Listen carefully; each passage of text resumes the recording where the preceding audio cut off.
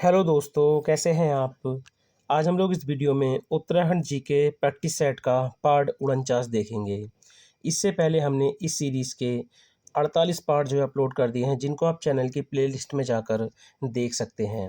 ये सीरीज़ आपको UK triple SC का आपका जो बीडीओ बीपीडीओ लेखपाल पटवारी का जो री एग्ज़ाम होना है 14 जून 2026 को, इस एग्ज़ाम्स के लिए जो है ये सीरीज़ काफ़ी महत्वपूर्ण है। तो चलिए वीडियो को शुरू करते हैं। तो आज का पहला क्वेश्चन है, 2008 के परिसीमन के अनुसार प्रत्येक लोकसभा क्षेत्र के अंतर्गत कितनी विधानसभा सीटें आती हैं। तो देखिए, उत्तराखंड में जो है लोकसभा की कितनी सीटें हैं, तो 5। कितनी हैं? 5। कौन कौन सी हैं? देखिए, टिहरी, पौड़ी, हरिद्वार, अल्मोड़ा और नैनीताल। ठीक है, तो ये 5 लोकसभा क्षेत्र हैं। तो प्रत्येक लोकसभा क्षेत्र के अंदर कितनी विधानसभा सीटें आती हैं, तो आप याद रखना 14। ठीक है, अगर 14 की गुणा 5 से करेंगे तो कितना आएगा? 14 पंजे 70। ठीक है, तो ये कितनी है? 70 सीटें हैं। अब देखिए, जो इसमें अल्मोड़ा, ठीक है, जो अल्मोड़ा लोकसभा क्षेत्र है, ये एससी के लिए यानी अनुसूचित जाति के लिए आरक्षित है। वहीं अगर बात करें कि राज्यसभा की यहाँ पर कितनी सीटें हैं, ठीक है, तो राज्यसभा की हैं 3 सीटें। कितनी हैं? 3 सीटें। अगला है, रुद्रप्रयाग कितने जिलों से सीमा बनाता है। तो रुद्रप्रयाग जो है कितने जिलों से सीमा बनाता है। ठीक है, तो ये है रुद्रप्रयाग। ठीक है, इस साइड से बनाता है उत्तरकाशी से। ठीक है, उत्तरकाशी से। ठीक है, इस साइड से टिहरी, इस साइड से बनाता है पौड़ी से, और इस साइड की बात करें तो इस साइड से बनाता है चमोली से। तो कितने जिलों से सीमा बनाता है? तो 4 जिलों से जो है ये सीमा बनाता है। अगला है, कुमाऊं मंडल के कितने जनपद गढ़वाल मंडल की सीमा को स्पर्श करते हैं। तो ये इस साइड में है गढ़वाल मंडल और इधर है कुमाऊं मंडल। ठीक है, तो कुमाऊं मंडल के कितने जनपद हैं जो गढ़वाल मंडल की सीमा को स्पर्श करते हैं। ठीक है, तो गढ़वाल मंडल की सीमा को स्पर्श करते हैं। तो सबसे पहले बात करें कुमाऊं मंडल की, यहाँ से नैनीताल, नैनीताल स्पर्श करता है। उसके बाद आता है अल्मोड़ा, अल्मोड़ा के बाद आता है बागेश्वर, और बागेश्वर के बाद आता है पिथौरागढ़। ठीक है, पिथौरागढ़।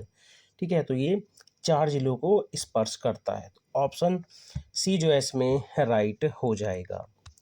अगला है, निम्नलिखित में से कौन सा कथन गलत है। तो निम्नलिखित में से कौन सा कथन गलत है। निम्न पुरापाषाण काल का प्रमुख उपकरण मुष्टि कुठार है। तो ये जो है इसमें बिल्कुल सही है। मध्य पुरापाषाण काल का प्रमुख उपकरण शल्क है। तो बिल्कुल सही है, शल्क या खुरचनियाँ। उच्च पुरापाषाण काल का जो प्रमुख उपकरण है चमकदार फलक। ठीक है, चमकदार फलक या इसको बोलते हैं तक्षुणिया। ठीक है, तक्षुणिया।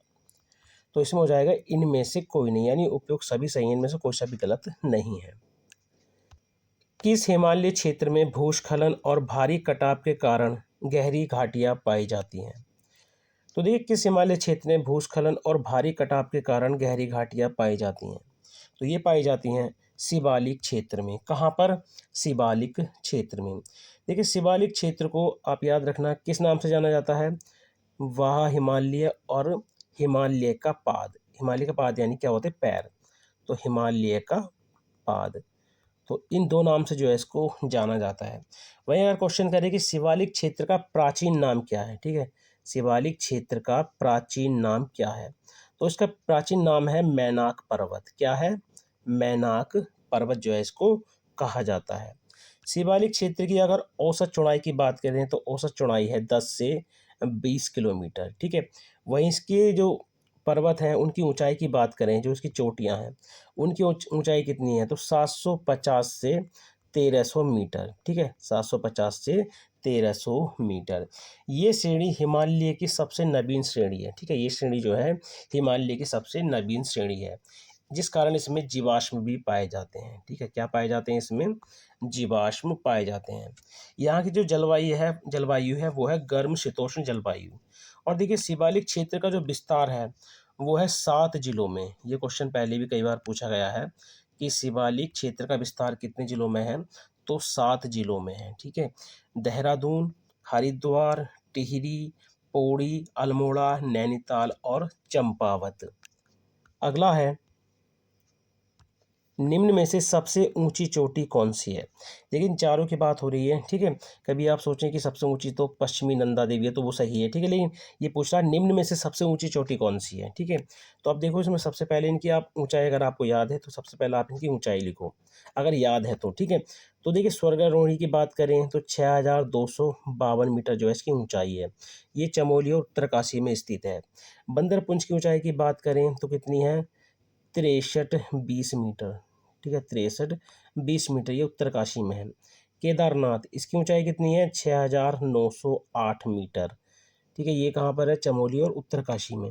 गंधमादन, ठीक है, तो देखिए जो गंधमादन पर्वत है इसकी ऊंचाई कितनी है, तो आप याद रखना 6984 मीटर। ठीक है, तो अब इसमें से कौन सी सबसे ऊंची है, ऑप्शन डी गंधमादन, जो चमोली जिले में स्थित है।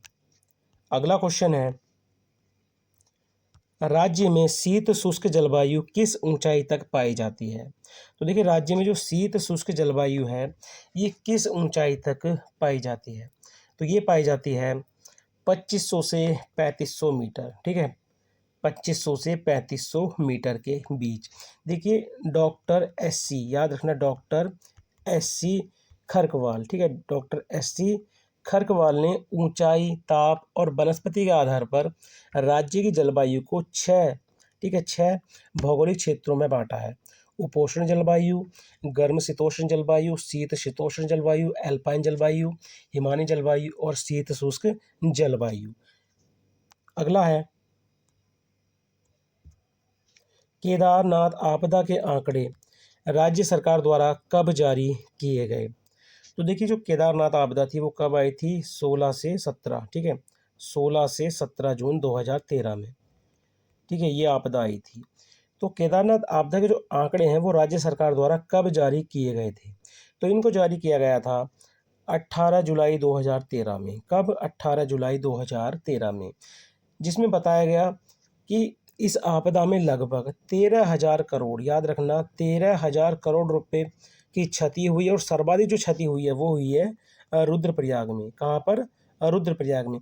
और देखिए वहीं बात करें कि मंदाकिनी घाटी में आपदा की जो सर्वाधिक मार झेली थी वो किसने झेली है, ऊखीमठ तहसील ने। किसने, ऊखीमठ तहसील ने। यहाँ से एक मोस्ट इंपोर्टेंट क्वेश्चन आता है कि केदारनाथ आपदा का जो बचाव अभियान चला था उसका नाम क्या था, तो उसका नाम था ऑपरेशन सूर्या हॉप। क्या था, ऑपरेशन सूर्या हॉप, जो 17 जून से 2 जुलाई तक चला था। ठीक है, 17 जून से 2 जुलाई तक जो है ये बचाव अभियान चला था। अगला है, निम्न में से कौन सुमेलित नहीं है, तो निम्न में से कौन सुमेलित नहीं है। बाउल की गढ़ किला पिथौरागढ़, ये बिल्कुल सही है। सिरमौली किला पिथौरागढ़, देखिए ये गलत है। सिरमौली किला जो है ये कहाँ पर स्थित है, तो ये लोहा घाट में स्थित है। ठीक है, लोहा घाट चंपावत में जो है ये स्थित है। ठीक है, तो सिरमौली किला पिथौरागढ़ में नहीं है, कहाँ पर है, द्वारा लोहाघाट चंपावत में जो है ये स्थित है। ठीक है, लोहा घाट चंपावत में। राजबुंगा किला चंपावत में है। फोर्ट मोहरा किला जो है अल्मोड़ा में है। देखिए जो फोर्ट मोहरा किला है ये किसका उपनाम है या किस अन्य नाम से जानते हैं, लाल मंडी किला जो है। ठीक है, लाल मंडी किला जो अल्मोड़ा में स्थित है और इसको कल्याण चंद ने बनवाया था। तो लाल मंडी किले को फोर्ट मोहरा के नाम से भी जाना जाता है। अगला है, राज्य में ब्राह्मणों पर कुशही नामक कर किसने लगाया था। तो देखिए राज्य में ब्राह्मणों पर कुशही नामक कर जो है वो किसने लगाया था, तो ये कर लगाया था बमसहा ने। किसने लगाया था, बमसहा ने। अगला है, उत्तराखंड गौरव सम्मान 2022 किसे नहीं मिला है। तो देखिए उत्तराखंड गौरव सम्मान जो है 2022 प्रसून जोशी को मिला था, बिपिन रावत को मिला था, बीरेन डंगवाल को मिला था, लेकिन जसपाल राणा को नहीं मिला था। ठीक है, इसमें एक व्यक्ति थे अजीत ढोभाल। ठीक है, अजीत ढोभाल, गिरीश तिवारी गिरदा। ठीक है, गिरीश तिवारी गिरदा। तो 5 व्यक्तियों को जो है उत्तराखंड गौरव सम्मान 2022 मिला है। जसपाल राणा को जो मिला है ये मिला है 2025 वाला। ठीक है, 2025 वाला मिला है। और ये इस बार सर्वाधिक, यानी 8 व्यक्तियों को जो है इस बार मिला है। 2025 का जो है 8 व्यक्तियों को मिला है, यानी सर्वाधिक। तो जसपाल राणा का अगर आपसे पूछे तो 2025 वाला है। अगला है, अस्कोट वन्यजीव अभ्यारण्य को इको सेंसिटिव जोन कब घोषित किया गया? तो देखिए, अस्कोट वन्यजीव अभ्यारण्य, तो इसको इको सेंसिटिव जोन कब घोषित किया गया? तो आप याद रखना 2021 में। कब? 2021 में। अस्कोट वन्यजीव अभ्यारण्य की बात करें तो ये कहाँ पर स्थित है? पिथौरागढ़ में। कहाँ पर स्थित है ये? पिथौरागढ़ में जो है ये स्थित है। इसकी जो स्थापना है कब बना था ये? तो 1986 में बना था। कब बना था ये? 1986 में बना था। अगला है, पंचायत में ई पंचायत लागू करने के लिए ई ग्राम स्वराज पोर्टल कब शुरू किया गया? तो देखिए, पंचायत में ई पंचायत लागू करने के लिए ई ग्राम स्वराज पोर्टल कब शुरू किया गया? तो ये पोर्टल कब शुरू किया गया था? तो आप याद रखना 24 अप्रैल 2020 में। कब? 24 अप्रैल 2020 में। अगला क्वेश्चन है, देश व राज्य का पहला थैलेस गार्डन कहाँ स्थित है? तो देखिए, देश व राज्य का जो पहला थैलेस गार्डन है ये स्थित है पिथौरागढ़ में। अगर पिथौरागढ़ की भी बात करें तो कहाँ पर है? मुनस्यारी में। कहाँ पर है ये? मुनस्यारी, पिथौरागढ़ में जो है ये स्थित है। अगला है, कुमाऊं की लक्ष्मीबाई किसे कहा जाता है? तो देखिए, कुमाऊं की जो लक्ष्मीबाई है ये कहा जाता है किनको? जिया रानी को। किनको कहा जाता है? जिया रानी को कहा जाता है। अब देखिए, अगर पूछे आपसे कि गढ़वाल की झांसी की रानी, ठीक है, गढ़वाल की झांसी की रानी किसको कहा जाता है? तो ये कहा जाता है तीलू रोतेली को। क्या किसको कहा जाता है? तीलू रोतेली को। अगला है, राजकोषीय राजकोषीय स्वास्थ्य सूचकांक 2026 में उत्तर पूर्वी और हिमालय राज्यों की श्रेणी में उत्तराखंड को कौन सा स्थान मिला है? तो देखिए, उत्तराखंड को जो है दूसरा स्थान मिला है। कौन सा? दूसरा स्थान मिला है। इस सूचकांक को जारी कौन करता है? तो आप याद रखना, इसको जारी करता है नीति आयोग। कौन जारी करता है इसको? नीति आयोग। देखिए, ये सूचकांक 2026 में जारी हुआ, लेकिन ये है कब का? 2023-24 का है। याद रखना, ये कब का है? 2023-24 का, लेकिन जारी कब हुआ है? 2026 में। अगला है, शैलेश मटियानी पुरस्कार 2025 कितने शिक्षकों को मिला है? तो देखिए, शैलेश मटियानी पुरस्कार 2025 काफ़ी महत्वपूर्ण है, ये एग्जाम में काफ़ी बार पूछा गया है। ठीक है, तो ये इस बार कितने शिक्षकों को मिला है? तो ये मिला है इस बार 19 शिक्षकों को मिला है।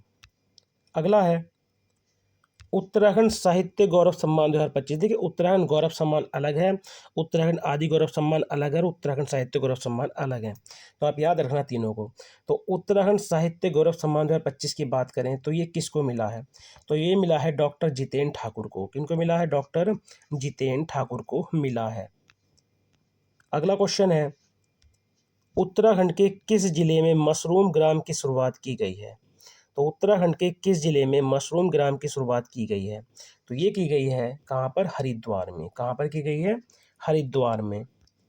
अगला क्वेश्चन है, हिमालय प्रहरी सम्मान 2025 किसे मिला? तो देखिए, हिमालय प्रहरी सम्मान 2025 जो मिला है ये 2 व्यक्तियों को मिला है। ठीक है, किनको मिला है? 2 व्यक्तियों को या 2 विभूतियों को मिला है। तो देखिए, इसमें पहली हैं दीक्षा बिष्ट और दूसरे हैं घनश्याम रतूड़ी। कौन है दूसरे?